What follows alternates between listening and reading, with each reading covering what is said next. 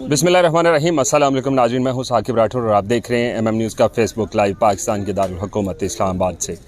नाज़रीन इकराम, पाकिस्तान में महंगाई तो अपनी जगह पे, उसका रोना हर कोई शख्स रो रहा है, लेकिन यहाँ पे जो लोग लाखों रुपए लगाकर बड़ी बड़ी डिग्रियाँ लेते हैं, जिसमें PhD है और उसके बाद डबल PhD, और फिर उन लोगों को जब पाकिस्तान में वापस आते हैं और काम करने की शुरुआत करते हैं और उनके ऊपर अरसा हयात तंग कर दिया जाता है। इसी तरह की एक शख्सियत हमारे साथ मौजूद हैं, professor doctor Zubaida Chaudhary. Zubaida Chaudhary double PhD हैं, जापान से और UK से इन्होंने PhD किया और उसके बाद वतन की मोहब्बत इनको पाकिस्तान ले आई। पाकिस्तान आने के बाद फिर वतन की मोहब्बत ने इनको इतने थपेड़े मारे कि आज हमारे साथ आप पहुंची।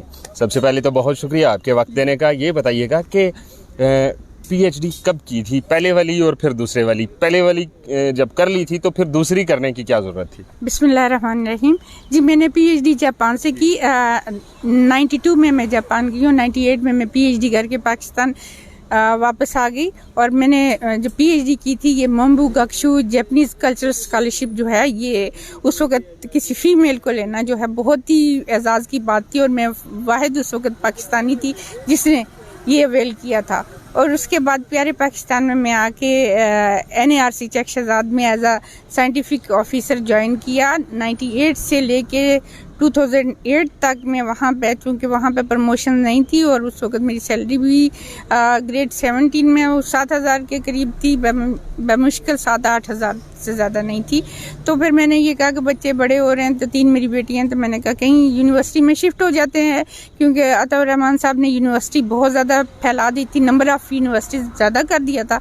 तो सेम टाइम हज़ारा यूनिवर्सिटी का जो है फैकल्टी जॉब्स की ऐड आई, उस पर हमने थ्रू प्रॉपर चैनल अप्लाई किया और सिंडिकेट के थ्रू मैं एसोसिएट प्रोफेसर जो है वहाँ पर सिलेक्ट हो गई।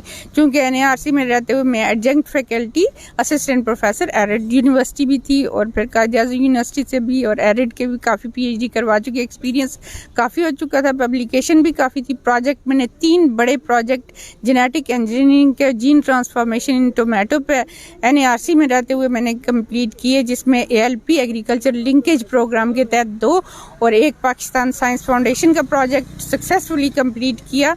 और ये बड़ी एजाज़ की बात है कि एक फ़ीमेल होते हुए एक 700 साइंटिस्ट के इदारे में मैंने ये प्रोजेक्ट किए। खैर, जब मैं 2009 में मैंने ज्वाइन किया प्रॉपरली, वहाँ पे शिफ्ट होगी हज़ारा यूनिवर्सिटी में एज एसोसिएट प्रोफेसर, और मैं उस वक्त भी प्रोफेसर को क्वालिफाई करती थी।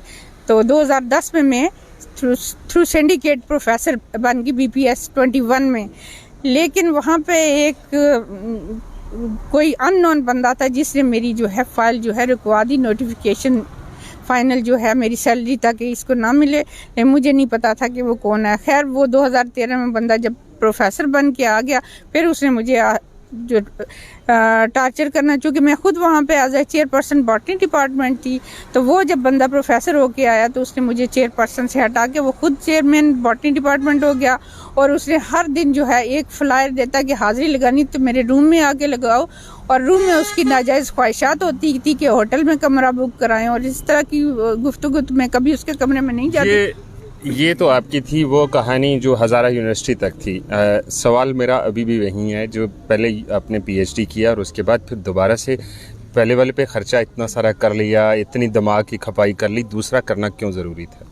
जी देखिए, आप किसी भी फील्ड में रहते हैं तो आप रिफ़्रेशमेंट ट्रेनिंग करते हैं। तो जब मैं 98 में PhD करके वापस आई तो मैंने 10 साल से ज़्यादा पाकिस्तान को सर्व किया, तो मुझे इस चीज़ की ज़रूरत पड़ी कि मुझे अपनी एजुकेशन को जो है वो रिफ़्रेश करना चाहिए। तो उसके लिए मैं हायर एजुकेशन कमीशन को अप्लाई किया और पोस्ट डॉक अवेल किया through higher education commission of Pakistan competitive scholarship, और लेस्टर यूनिवर्सिटी UK में मैं चली गई एज अ रिसर्च एसोसिएट। तो वहाँ से मैंने पोस्ट डॉक जो है अवेल किया और वापस हज़ारा यूनिवर्सिटी ज्वाइन। वापस आपने आके हज़ारा यूनिवर्सिटी को ज्वाइन किया, और हज़ारा यूनिवर्सिटी ज्वाइन करने के बाद फिर आप पे जो जुल्म सितम हुआ, और जिसका शाखसाना ये है कि आप अपनी ज़िंदगी गुजारने पे मजबूर हुई, ना कि जीने पे। ये बताइएगा कि उस शख्स के साथ आपकी कोई ज़ाती दुश्मनी थी, वो कोई ज़मीन का तनाज़ा था या कुछ और ऐसा इशू था, कोई रिश्तेदारी थी कि जिसकी वजह से उसने आपकी ज़िंदगी को इतना अजीरन किया?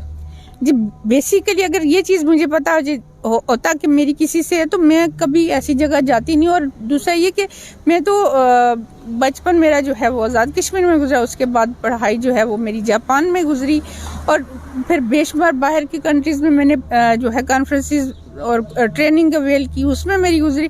मुझे तो इन दुश्मनियों का मालूम ही नहीं था कि क्या होती है क्या नहीं। मैं तो पूरे पाकिस्तान को एक साथ समझती थी। अगर मैं दुनिया के किसी मुल्क में जाके शॉर्ट टर्म या लॉन्ग टर्म पोस्ट डॉक ले सकती हूँ या पढ़ाई कर सकती हूँ, तो मैंने कहा पाकिस्तान पूरे में क्यों नहीं कर सकती। और मुझे बिल्कुल नहीं था कि पाकिस्तान में सिर्फ इस्लामाबाद ही एक जगह है जहाँ पे बंदा मेंटली सेफ जॉब कर सकता है।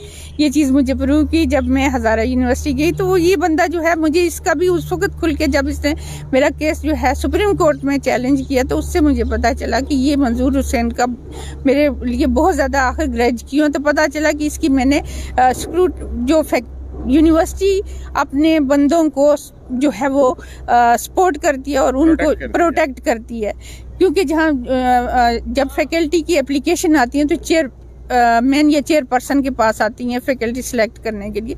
तो मेरे पास जो मुझे HEC की रिक्वायरमेंट के मुताबिक लगा उसको सिलेक्ट किया, जो नहीं था उसको मैंने रिजेक्ट कर दी फाइल। और इसने वो ग्रज पाल लिया और मुझे इसकी कोई खबर नहीं थी। ये तब पता चला, ये जब खुद उस सीट पे आया और मुझे वहाँ से हटा के फिर इसने मुझे टॉर्चर, मेरी सैलरी बंद करवा दी। 2013 से मुझे कोई सैलरी नहीं मिली। जब मैं जाती तो कहते जी आपका नामली कमेटी में डालेंगे या आप पश्तो बोलना जानती हो तो तब आप यहाँ अपना मुद्दा बयान कर सकेंगे। तो मुझे ये उन्होंने कहा कि अगर आपको पश्तो आती है तो फिर आप यहाँ पे जॉब भी कर सकती हैं, कंटिन्यू कर सकती हैं। क्या ये एक जिसको कहते हैं लसानी तासब नहीं है? जी जी बिल्कुल, उन्होंने ये मुझ पे मस्त लगा दिया था। अगर तुम पश्तो बोल सकती हो तो इस कैंपस के अंदर तुम लाइफ जो है वो गुजार सकती हो, वरना तुम्हारे लिए बहुत मुश्किल है। अपना कोई भी तुम जो चीज़ तुम्हें चाहिए या जो भी मेरी डिमांड है वो मैं पश्तो में बयान करूं, वो पश्तो मुझे नहीं आती थी। और उसकी वजह से भी मैं जो है वो क्या डिप्राइव्ड रही या अपने हक से महरूम रही। और मैं एक ही चीज़ के लिए जाती थी, मेरा नोटिफिकेशन प्रोफेसर का जो मैं सिंडिकेट ने मुझे बनाया वो दिया जाए और मेरी सैलरी जो फिक्स करके मेरी सैलरी दी जाए। लेकिन वो कहते थे इस चीज़ को तुम पश्तो में कहो, मुझे नहीं आती थी। ये करते करते सीख लेती हैं आप पश्तो, रोला ही ख़त्म हो जाता। लेकिन हमें यकीनन अफसोस है कि आपने इतनी तालीम हासिल की और उसके बाद एक जिस शख्स को कहते हैं उसकी अना की भेंट चढ़ गई, उसको अना का इशू बन गया और उसने आपको यहाँ तक पहुँचा दिया कि आप अदालतों में धक्के खाते फिर 8 साल से रुल रही हैं। 8 साल से अदालतों में रुल रही हैं। जब उन्होंने 2016 में जो है अताउर रहमान साहब ने KPK के वो जो VC कमेटी के चेयरमैन थे, तो उसमें मेरी भी जो है डिपार्टमेंट ने थ्रू प्रॉपर चैनल मेरी एप्लीकेशन जो है वो फॉरवर्ड कर दी VC के लिए। तो मैं भी इंटरव्यू में गई और मेरिट पे मैं टॉप पे आई। लेकिन उसके बाद मेरे पे जुल्म के पहाड़ खुल गए। बल्कि जो नया VC हज़ारा यूनिवर्सिटी में इदरीस आया, उसने 10 दिन बाद मुझे घर से बुलाया कि तुम फौरी यूनिवर्सिटी में पहुंचो, तुम्हारे पे एलिगेशन के 5 साल पहले तुमने किसी स्टूडेंट को 5 नंबर कम दिए थे। और ये कहते हुए उसने मुझे मेरे कमरे में लॉक कर दिया, जब तक चेयरमैन नहीं आएगा तुम्हें कमरे से नहीं बाहर निकलना। तो 2 बजे सुबह 8 बजे लॉक किया। 2 बजे जब वो आया और जो चेयरमैन बॉटनी डिपार्टमेंट मेरी जगह बनाया था वो भी आया, तो उसको VC कहता है सर जी अब क्या करूं? तो वो कहता है कि बुलाओ मेरे स्टूडेंट को, घसीट के इसको बेसमेंट में ले जाएं। तो ये बहुत ही मेरे लिए जो है बुरी बात थी। एक उस्ताद के लिए दूसरा जो सो कॉल्ड उस्ताद है वो ये अल्फाज अदा कर रहा है कि उसको घसीट कर ले जाओ। आप समझती हैं कि पाकिस्तान के अंदर जो लोग भागते हैं यहाँ से, पाकिस्तान में आते हैं मोहब्बत में और फिर यहाँ से भाग जाते हैं वापस, तो उनको कहा जाता है कि ये तारकीन वतन है, क्या वो लोग सही करते हैं? जब यहाँ पे उन्हें ज़हनी टॉर्चर किया जाए, देखिए इस तरह के अल्फाज के घसीट के इसको ले जाओ, ये किसी की इज़्ज़त नफ्स क्या उसकी ज़िंदगी को ख़त्म करने के पढ़े लिखे बंदे के लिए मौत है ये। तो जब इस तरह की मौत हो तो फिर तो वो तारकीन वतन में ही उनको। अभी नाजरीन हमने जुबैदा चौधरी साहबा के मोबाइल से इन्होंने कुछ ऐसे ऑडियो क्लिप भी सुनाए जो यूनिवर्सिटी के VC के गार्ड की जानिब से इनको किए गए थे। उनमें ऐसे ऐसे नाजेबा अल्फाज इनके लिए इस्तेमाल किए गए और इन्होंने जब पूछा कि आप कौन हो तो वो भी नहीं बता रहा था और वो इनसे बार बार एक ही बात कर रहा था कि आप करती क्या हैं और उस क्या करती हैं। इसके अलावा जो अल्फाज इस्तेमाल किए गए वो हम मर्द हजरात अपनी जो निजी महफिलें होती हैं वहाँ पे भी बैठ के शायद बहुत कम ऐसा होता है कि हम उस तरह की गुफ्तगू करें। पाकिस्तान के अंदर वैसे ही लोग जो पढ़ा लिखा तबका है वो यहाँ से मूव होता जा रहा है, लेकिन अगर इस तरह की अजीम शख्सियात है जिन्होंने तालीम हासिल की बाहर के मुल्क से और उसको सर्व करने पाकिस्तान आए और उनके साथ ये हो रहा है कि 2017 तक आपकी जॉब वहाँ पे आप जॉब करती रही हैं, 2012 से आपकी तनख्वाह बंद है। तो ये सारा जब हो रहा था तो इसमें आप कैसे गुजारा कैसे कर रही थी? एक तो ज़हनी तौर पे बंदा होता है परेशान होता है, लेकिन माली तौर पे भी बहुत परेशान हो जाता है। जी, उस वक्त चूँकि मेरे हस्बैंड जो है काम सेट साहिवाल में as a professor bioinformatics job कर रहे थे, तो ज़ाहिर वो मुझे स्पॉन्सर कर रहे थे आने जाने का जो ट्रैवलिंग का खर्चा, और मैं इंतहाई कुर्सी में रह रही थी। मैंने जो कमरा ली, मुझे यूनिवर्सिटी के अंदर जो हॉस्टल बनाए गए हैं वो उन फैकल्टी मेंबर के लिए जो आउट ऑफ सिटी या आउट ऑफ एरिया हैं, लेकिन उन्होंने मुझे यूनिवर्सिटी के अंदर जो है वो तासब की वजह से रूम नहीं दिया, और मजबूरन मुझे मानसेरा के पंजाब चौक के अंदर फैसल आर्केड में कमरा नंबर 24 लेके वहाँ पे रिहाइश अख्तियार की। और वो आप जाके देख सकते हैं, जब तक ये मंजूर हुसैन ने मुझे मजीद वहाँ से, जब मैं वीसी का इंटरव्यू दे के आई तो मुझ पे, और मुझे नहीं समझ आ रही थी कि कौन मुझ पे गोलियां बरसा रहा है। रात को कमरे के बाहर आके दर फायर शुरू कर देते, और फिर जब मैं वहाँ से घबरा के ड्राइवर को लेके वहाँ से भाग के वापस रावलपिंडी अपने बच्चों की तरफ आने की कोशिश की तो एबटाबाद तक हवाई फायर मेरी गाड़ी पे चलाए जाते। अच्छा, यहाँ तक बात पहुँची, उस बंदे से आपने पूछा होता है कि भाई तेरा मसला क्या है, अगर कोई इशू है तो बता, वो हल कर देते हैं। तुझे मेरी यहाँ की जॉब चाहिए तो ठीक है, मैं रिजाइन कर देती हूँ। देखिए, वहाँ जब मैं थी तो मुझे ये नहीं पता था कि इसमें कौन है मेरे, जिसको इतनी ज़्यादा मुझसे दुश्मनी है। ये तब चीज़ खुली जब मेरे खिलाफ उसने अदालत में हर जगह अपीलें की। जो मैंने आगे यहाँ FOS में जब ये इनकी बदतमीज़ी की, जो इन्होंने मुझे थप्पड़ मारे और मेरे बाल खींचे और कहा कि इसको बेसमेंट में घसीट के ले जाओ, जब मैंने इन अल्फाज के मजम्मत करते हुए फेडरल ओमबुड्समैन के पास अपनी रिपोर्ट रजिस्टर करवाई, तो वहाँ पर जब ये VC और HOD बाटनी मंजूर हुसैन और रजिस्ट्रार हज़ारा यूनिवर्सिटी मंजूर शाह, ये तीनों जब यहाँ पे लेके आए, अपनी तीनों की डिफरेंट जो है जवाबात थे वो आप देख सकते हैं, सारी फाइल में लगे हुए हैं। तो पता चला कि इनमें से सबसे ज़्यादा ग्रज जो है मंजूर हुसैन को मेरे खिलाफ है। तो जो यहाँ पे जो वफाकी मौत से बराए हरासानी है उसमें भी आपने कंप्लेन की और उसके बाद इनको बुलाया गया, वहाँ पे भी कोई फैसला ना हो सका उनकी तरफ से? जी, वहाँ पे उन्होंने बहुत अच्छा फैसला दिया था। इन तीनों को जो है 1-1 लाख जुर्माना और सेंश्योर किया कि मामला फौरन सेटल करके दो। तो फिर सेटल हो गया था? नहीं जी, ये उनके पास गुंजाइश थी, क्योंकि एक्ट 2010 के तहत ये प्रेसिडेंट ऑफ पाकिस्तान के पास चले गए अपील लेके, और वहाँ पे मंजूर हुसैन का अपना एक क्लास फेलो बैठा हुआ था, लीगल डायरेक्टर इब्रार शामी के नाम से, और वहाँ उसके साथ मिलके इसने कोई 32 पैरा 16 सफ़ात पे मुश्तमिल मेरे खिलाफ किरदार कुशी की के, और इस मैटर हैरासमेंट के मैटर को टोटली बदल के इसको रिलीजियस मैटर के, ये हज़रत अली के मानने वाली है, और इसको जो है, और हर रोज़ चूँकि मुझे अपने कमरे में बुलाता था अटेंडेंस के लिए, मैं जाती नहीं, हर रोज़ मेरी एब्सेंटी लगा के मेरे रजिस्टर में, तो वो सारी एब्सेंटियाँ उसमें लगा के कि ये तो आती नहीं थी, तो वो इसने मुझे जॉब से फारिग करवा दिया, और 32 पैरे का किरदार कुशी का जो है वो वापस जो है एक मुझे पहुंचा दिया इब्रार शामी ने। और इब्रार शामी ने मेरे घर पे पत्थर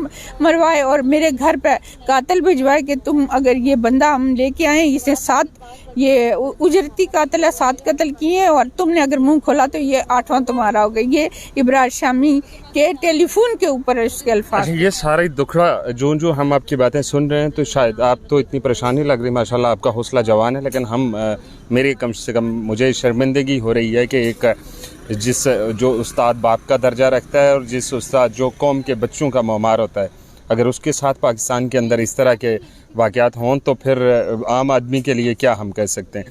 आखिर में ये बताइएगा कि आप इस वक्त जो आपको हमारे नाजरीन देख रहे हैं और इस तवस्सुत से जो हुकाम हैं इस वक्त पाकिस्तान को चलाने वाले अदारे हैं, उनसे क्या डिमांड करना चाहती हैं? जी, मैं पाकिस्तान को चलाने वाले इदारों से यही डिमांड करती हूँ कि खुदारा इस जुल्म को बंद किया जाए और मुझे मेरी जॉब जो 26 साल गवर्नमेंट की जॉब बन रही है उस पर बहाल किया जाए और जो मेरे पेंशन बेनिफिट्स हैं वो मुझे दिलवा जाए, जो कि मैं थ्रू प्रॉपर चैनल हज़ारा यूनिवर्सिटी में गई थी और मेरे वहाँ से भी पेंशन जो बेनिफिट फंड सब वहाँ पर ट्रांसफ़र हुए थे मुझे, ताकि मेरे पास और कोई इनकम सोर्स ही है। और इस दौरान जो इन्होंने मेंटल टॉर्चर किया, मेरे हस्बैंड को फालिज हुआ और वो किसी जॉब के काबिल नहीं है। मुझे अभी यहाँ एक इदारे में मैं मामूली सी जॉब कर रही हूँ जिससे 30,000 या 20,000 पे, जिसमें 10,000 मेरे आने जाने पे लग जाते हैं, उससे मैं मुश्किल सांस ले रही हूँ जो जिंदा रहने के लिए है। मुझे मेरा हक दिलाया जो मेरी जॉब जो है उस पे बहाल किया जाए। अभी आपकी बात से मैं आखिरी सवाल क्योंकि कर चुका था, लेकिन अभी फिर दोबारा से उस पर मैं आ गया। अभी आपने 3 बेटियों को भी पढ़ा रही हैं, आप अपने हस्बैंड को भी उनकी भी लुक आफ्टर कर रही हैं और एक छोटी सी जॉब कर रही हैं। क्या इस वक्त जो आपकी तालीम है वो इस अच्छी जॉब की राह में रुकावट क्यों बनी हुई है? HEC क्यों आपको इस जानब नहीं लेके जा रही या आपको जॉब करने की इजाज़त क्यों नहीं दे रही? जी, HEC मैंने जितनी भी यूनिवर्सिटीज़ में अप्लाई किया वो कहते हैं पहले अपना मामला HEC के साथ जो क्लियर करके आओ। जब HEC से मैंने ये चीज़ पूछी कि मुझे क्यों जॉब करने की इजाज़त, उन्होंने कहा जी तुम्हारा केस जो है कोर्ट में, जब तक वो क्लियर नहीं होगा कहीं तुम पाकिस्तान में जॉब नहीं कर सकती। मैं डबल PhD हो के मेरी ये हालत है कि मैं 2 वक्त की रोटी के लिए बहुत मजबूर हूँ और बहुत ही मशक्क़त उठा रही हूँ और मेरी बच्चियाँ हैं 3 और मैं उनको पढ़ा भी रही हूँ। खुदारा मुझ पे जो है वो रहम किया जाए और इस तरह तालीम की महरूमती ना की जाए, लोगों को इनकरेज किया जाए ताकि वो इस मुल्क के मेहमान बने। और मैंने इस मुल्क की बहुत खिदमत की। मैंने 3 बड़े प्रोजेक्ट जो है वो जेनेटिक इंजीनियरिंग के फर्स्ट टाइम जो है पाकिस्तान में लिए और बेशुमार PhD इसमें प्रोड्यूस किए, जो मुख्तलिफ यूनिवर्सिटी के अंदर अपनी खिदमत एज अ प्रोफेसर और कहीं जो है वो VC भी बन चुके हैं। सियालकोट यूनिवर्सिटी की जो VC हैं वो मेरी स्टूडेंट हैं, उन्होंने PhD मुझसे की हुई है NARC में। तो खुदारा मुझे इस तरह से ना मेरी तजलील की जाए, मैं यही हुकाम से अपील करती हूँ। अल्लाह ताला आपको सब्र दे और हौसला दे। जिस तरह आज तक आपने अपना जो करियर है उसको लेके चली हैं, अपने ऊपर दाग भी ना लगने दिया और आप अपनी एक लड़ाई भी लड़ती रही हैं। अल्लाह ताला आपको सब्र जमील दे और आपको इंसाफ की उम्मीद। हम अपना हिस्सा डाल सकते हैं, हमारे इख्तियार में है कुछ नहीं है, लेकिन हम अपने हिस्से की जो शम्मा है वो जलाने के लिए आपकी खिदमत में हाज़िर हुए। पूरे पाकिस्तान की तरफ से आपसे हम माज़रत ख़्वाह कि आपके साथ जो इस वक्त तक हुआ उस पर बीइंग अ स्टूडेंट मैं आपसे भी माज़रत करता हूँ। नाज़रीन, डबल PhD करके और उसके बाद 20 से 30 हज़ार रुपये की नौकरी करने पे मजबूर करने वाले वो अफराद शायद रात को सुकून की नींद भी ना सो सकते हों। उन्होंने इनको अदालतों के कटहरों में घसीटा, उसके सोने पे सुहागा इनकी जो HEC है, HEC की जानब से इनके ऊपर पाबंदी लगा दी कि कहीं पे जॉब नहीं कर सकती। डबल PhD वो भी पाकिस्तान से नहीं की, बाहर से करके ये पाकिस्तान से PhD करने वालों का हाल आपके सामने ही है। बाहर से इतनी अच्छी पढ़ाई करके और पाकिस्तान को 3 बड़े प्रोजेक्ट्स देने के बाद आज ये कसम पुरसे की ज़िंदगी गुजारने पे मजबूर हैं।